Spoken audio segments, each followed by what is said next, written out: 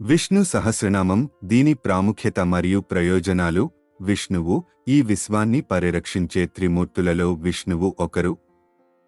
విష్ణు సహస్రనామం విష్ణువుకు అంకితం చేయబడింది మరియు అందులో విష్ణువు యొక్క 1000 పేర్లు ప్రస్తావించబడ్డాయి. విష్ణు సహస్రనామకర్త శ్రీ విష్ణు సహస్రనామ రచయిత మహాభారతం మరియు భగవద్గీత వంటి హిందూ గ్రంథాలను రచించిన ఋషి వ్యాసుడు. విష్ణు సహస్రనామ పారాయణం వల్ల కలిగే లాభాలు తెలుసుకుందాం.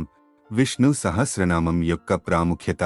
మత గ్రంథాలలో విష్ణు సహస్రనామం ఫలప్రదంగా పరిగణించబడుతుంది మరియు విష్ణు సహస్రనామ పారాయణం పురోగతి యొక్క తలుపులు తెరుస్తుంది మరియు పవిత్రమైన ఏకాదశి రోజున పఠించినప్పుడు ప్రజలు మోక్షాన్ని కూడా పొందవచ్చు. విష్ణు సహస్రనామ పారాయణం ద్వారా అన్ని రకాల పాపాలు మరియు కష్టాలు తొలగిపోతాయి.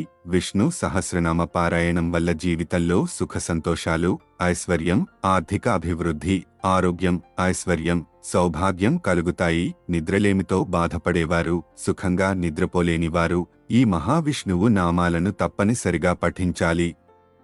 ఇది వారికి లాభదాయకం. సంతానం లేని దంపతులు కోరుకున్న కోరికలు నెరవేరాలంటే విష్ణు సహస్రనామ పారాయణం చేయాలి. జ్యోతిష్య శాస్త్ర రీత్యా మీ జాతకంలో సూర్యుని స్థానం బలహీనంగా ఉంటే నిత్యం విష్ణు సహస్రనామ పారాయణం చేయడం శ్రేయస్కరం.